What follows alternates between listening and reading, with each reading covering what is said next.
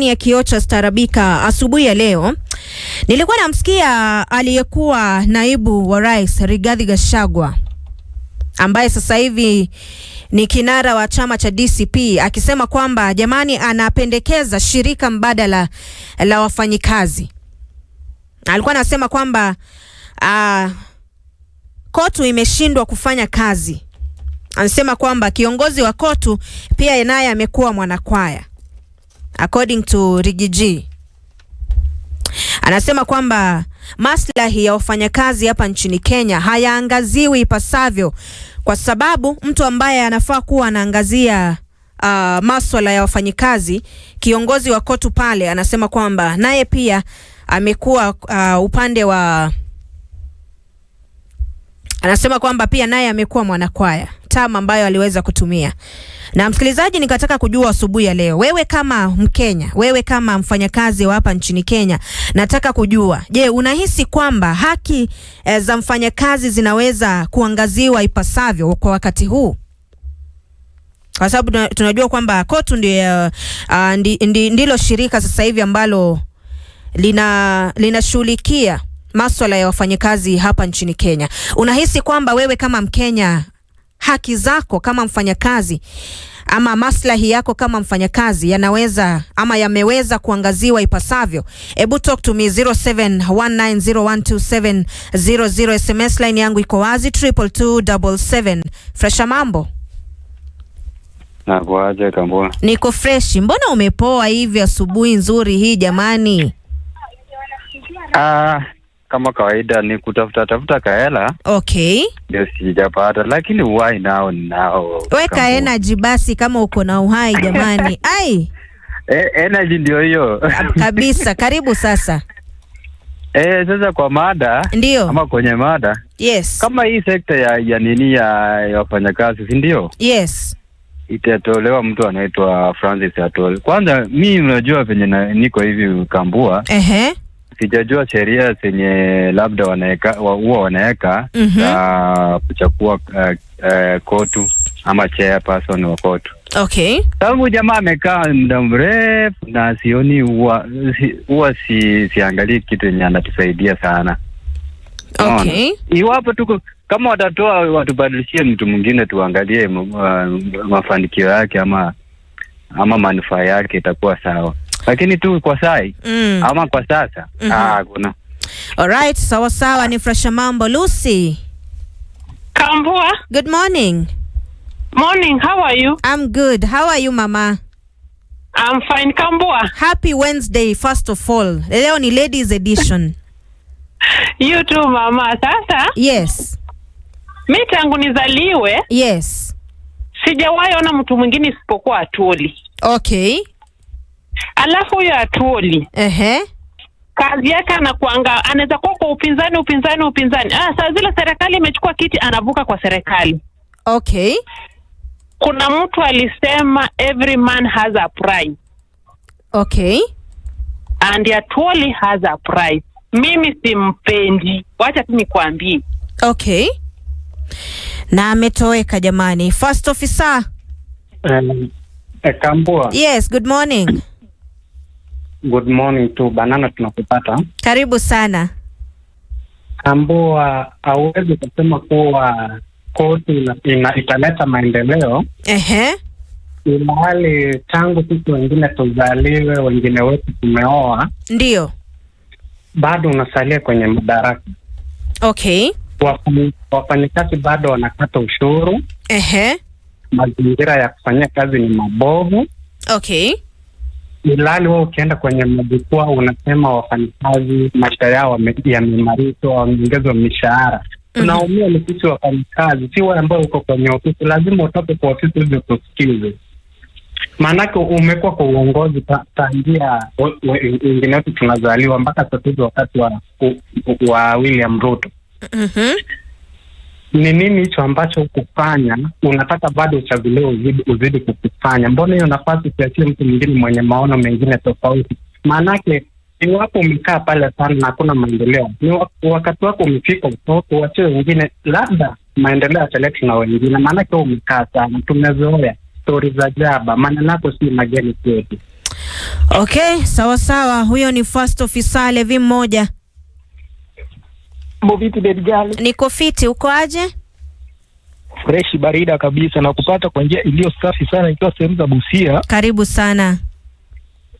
Sasa mimi ndani niseme hivi baby girl. Unajua vitu vingine ukiongelea mambo na koti ati kushughulikia mambo na kazi, sekta ya kazi. Hata tuseme ukweli. Yeah. Unaona sasa hivi tukiongea Levi moja huwa wanamnyoa kaushuru kadogo. Ukinwaka credit pale kaushuru kanakatwa. Sio? Yeah. Yaani ukifanya chochote ushuru nakatwa. Alafu kando na hiyo pia sasa hivi ukitembea aswa kwa mfano tukuja hapa Busia hapa hivi vijana ni wengi sana ambao wako na zile diploma, degree, hawajawahi pata kazi. Hata sasa hivi tukiongea wanajituma pale, wengine wanasukuma wheelbarrow, wanaendelea tu kupiga asoli zao. So ukiniambia kwamba ati koti inashughulikia ati mambo na kazi, hakuna siku, watu wanang'ana tu vile. Alafu yes. Jamaa anaitwa Vincent Gekonge pale, msalimie na Gidi KK Morris KE. Hayo majina magumu na Joshua Rwaka.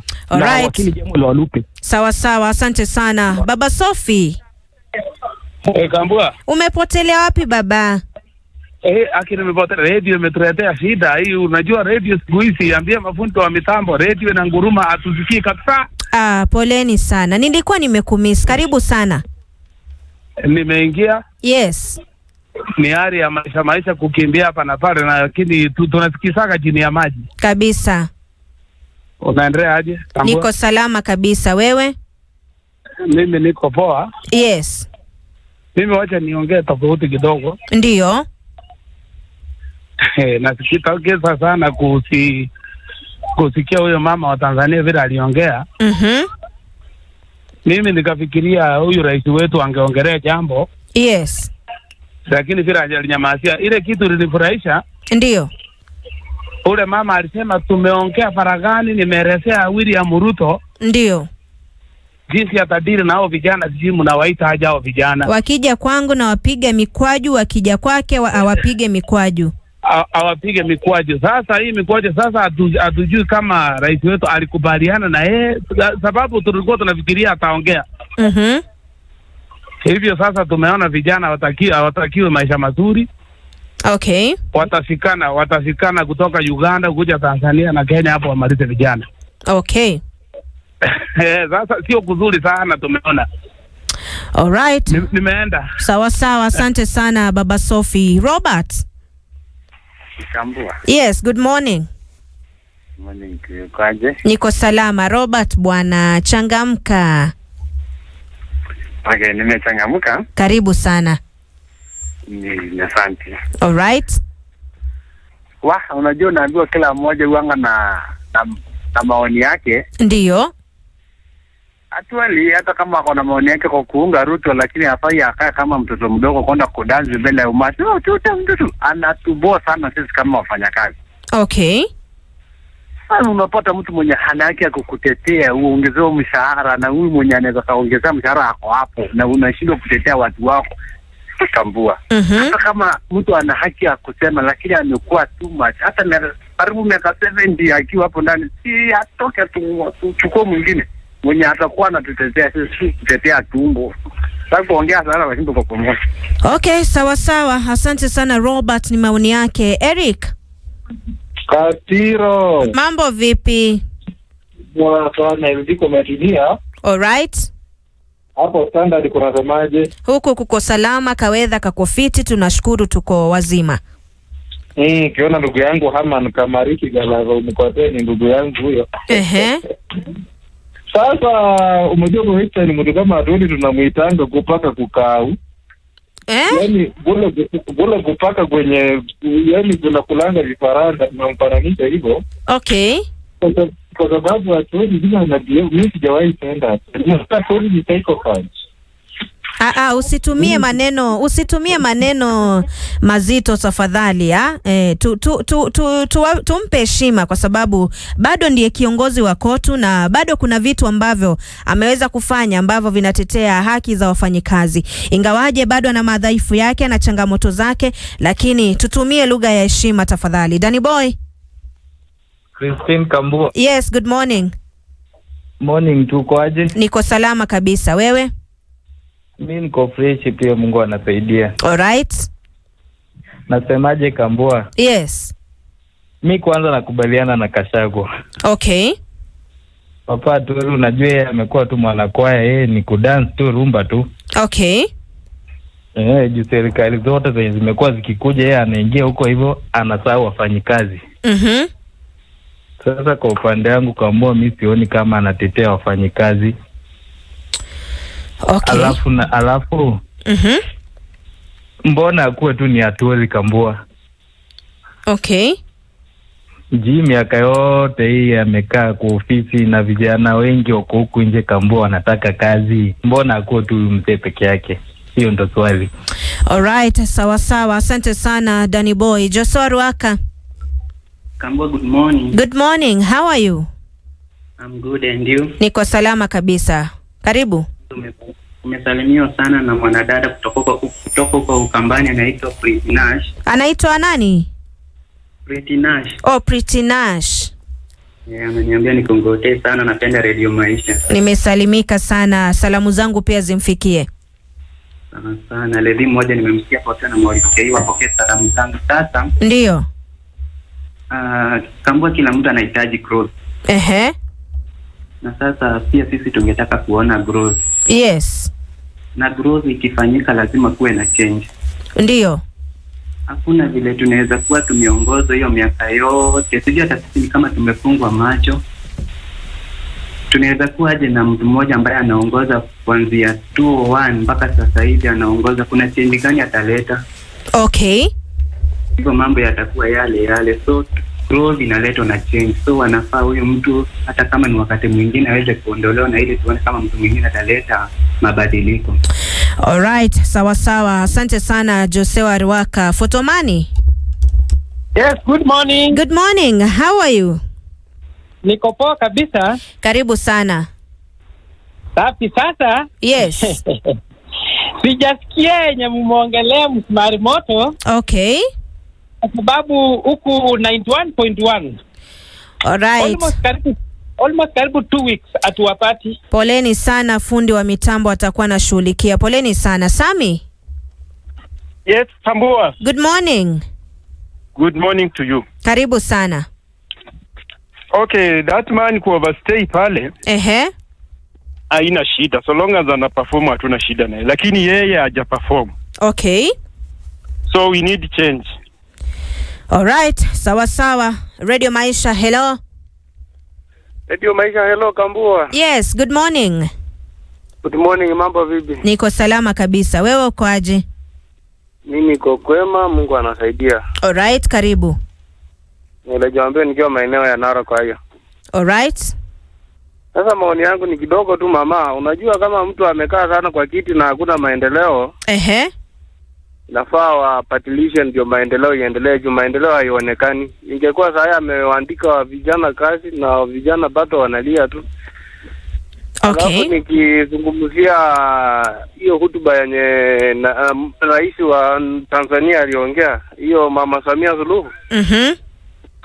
I think ni kama alistukia tu ameongea, lakini sidhani kama unaweza sema yani mikwaji, yani vijana kama sisi tupigwe mikwaji, ukikuja tulete ukipata.